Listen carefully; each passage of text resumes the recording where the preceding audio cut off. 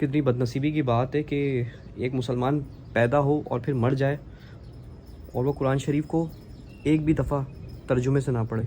अस्सलाम वालेकुम जी।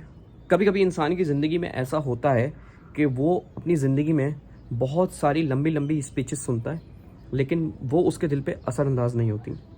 और कभी कभी ऐसा होता है कि एक बहुत छोटी सी बात हमारे दिल पे लग जाती है। तो पिछले महीने मेरे साथ भी ऐसा हुआ है। तो कारगुजारी मैं आपको सुनाता हूँ कि मेरे साथ क्या हुआ था। अच्छा, मेरी ज़िंदगी में बहुत सारे पासवर्ड हो गए थे। Facebook password, YouTube password, Gmail password, मेरे मोबाइल का पासवर्ड, लैपटॉप का पासवर्ड। तो वो पासवर्ड मैं डे बाय डे भूलता जा रहा था। तो मैंने क्या करा, उन सारे पासवर्ड को मैंने एक पेज पे उतारा, ठीक है। और वो पेज मैंने डायरी से फाड़ा और अपनी बेगम के हाथ में रख दिया। मैंने अपनी बेगम को बोला कि यार इसको किसी ऐसी सेफ जगह रख दो जिस जगह पे किसी का भी हाथ ना जाता हो, ठीक है, और उस जगह को हम खोल के ना देखते हो, ठीक है। क्योंकि ऐसा होता है ना कि आप किसी जगह सामान रखते हैं तो घर का कोई भी अफराद उस जगह पे अपना भी चीज़ तलाश करने के लिए हाथ वाथ मारता है, तो आपका जो डॉक्यूमेंट्स है वो इधर उधर हो जाता है। फिर आप पूरे घर से पूछते रहो तो किसी को पता नहीं होता कि वो कहाँ गया डॉक्यूमेंट्स। तो मैंने अपनी बेगम को बोला कि इसको ऐसी जगह रखो जहाँ पे किसी का भी हाथ ना जाता हो, जो जगह हम खोल के देखते ही ना हो, वो जगह बहुत सेफ हो। तो मेरी बेगम ने बोला कि इसको मैं फ्रिज के ऊपर हम एक अखबार बिछा दें, वो जगह कोई भी खोल के नहीं देखता, मैं जो है तुम्हारे इस पेज को वहाँ रख देती हूँ। मैंने बोला नहीं, वो जगह सेफ़ नहीं है, क्योंकि अक्सर सफाई के लिए तुम वहाँ पे हाथ मारती होगी या कोई भी अफराद घर का सफाई करता होगा, तो वहाँ पे हाथ लगेगा, ये डॉक्यूमेंट कहीं इधर उधर ना हो जाए। तो वो जगह हम लोग खोल के देखते हैं, वो जगह इतनी सेफ़ नहीं है, वहाँ पे हाथ जाता है लोगों का।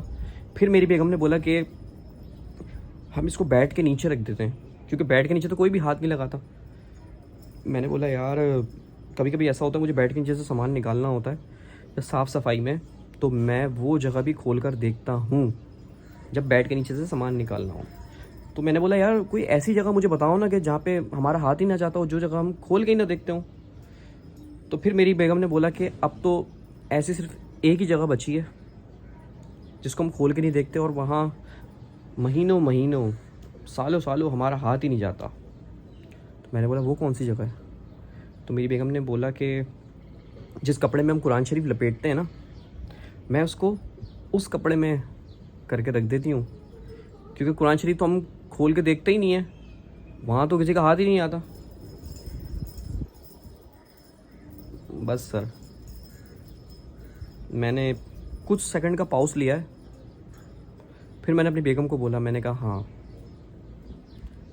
अब तुमने वो जगह बताई है जो मैं जगह चाहता हूँ, क्योंकि उसको तो मुझे याद ही नहीं है मैंने कुरान शरीफ पे कब मैंने कुरान शरीफ को खोल के देखा है। कपड़े का रंग भी भूल गए हम तो यकीनन आपके घर की भी सबसे सेफ जगह वही होगी, कुरान शरीफ का कपड़ा जिसमें हम लपेटते हैं। तो मैंने बोला चलो तुम वहीं रख दो, ये मेरा पासवर्ड सारे तुम वहीं रख दो। रख दिए। अब हुआ क्या, मैंने आपको बताया था ना शुरू में कि कभी कभी ज़िंदगी में आप बहुत बड़ी बड़ी स्पीचेस सुनते हैं। तो मैंने अपनी ज़िंदगी में कुरान शरीफ पे बहुत बड़ी बड़ी स्पीचेस सुन रखी थी, जो कि मेरा गाफिल दिल था और कभी मैंने इतना गौर नहीं किया, इतना डीप नहीं किया।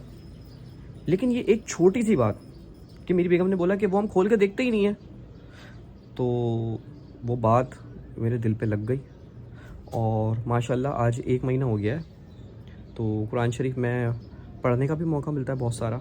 और क्या कहते हैं, या पढ़ने का अगर मौका नहीं मिलता ना, तो मैं क्या करता हूँ, मैं रात को सोते वक्त ना किसी भी अच्छे स्कॉलर की क्या कहते हैं कुरान शरीफ की आयत और उसकी एक एक तशरीह ना हैंड फ्री में कान में लगाता हूँ और उसको सुनता सुनता सो जाता हूँ। यानी जब बहुत ज़्यादा सुन लेता हूँ, लेकिन कुरान शरीफ को बड़ा अटेंशन होकर सुनना चाहिए, तो अटेंशन होकर सुनता भी हूँ। तो ये है कि अल्हम्दुलिल्लाह उस एक छोटी सी बात ने मेरी ज़िंदगी पे मतलब थोड़ी बहुत बदल दी और बहुत असरअंदाज हुई है मुझ पे एक छोटी सी नसीहत। तो ये है कि भाई कुरान शरीफ को खोल के देखें।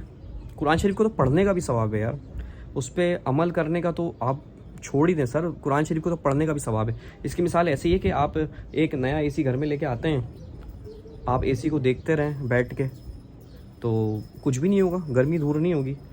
फिर जब आप उस एसी को खोलेंगे तो फिर वो कमरा चिल्ड करना स्टार्ट होगा, फिर आपकी गर्मी दूर होगी। लेकिन कुरान शरीफ एक ऐसी चीज़ है जिसको आप मतलब उस पर अमल ना भी करें तो उसको पढ़ने का भी सवाब है। तो सोचिए, अगर पढ़ने का सवाब है तो जब आप उस पर अमल करेंगे, यानी जब आप एसी ऑन करेंगे तो कितना ज़्यादा चिल्ड माहौल हो जाएगा, कितनी ज़्यादा ठंड पड़ जाएगी कलेजे में। तो भाई ये आज की कारगुजारी थी। तो ये है कि मैंने इससे नसीहत हासिल करी है। मैं बहुत गुनहगार इंसान हूँ, आप लोग भी इससे नसीहत हासिल करें और कुरान शरीफ का इतना अदब ना करें कि उसको खोल के ही ना देखें, इतना ऊपर रख दें उसको। बहुत बहुत शुक्रिया। और एक बात ये कि मुझे बहुत अच्छा बोलना नहीं आता, मैं ऑनेस्टली बता रहा हूँ, मुझे बहुत अच्छा बोलना नहीं आता, ना मैं इसकी तैयारी करता हूँ कुछ बोलने के लिए। तो भाई ये कि जो मेरी कारगुजारी है वो मैं आपको बता देता हूँ। ठीक है, बहुत बहुत शुक्रिया।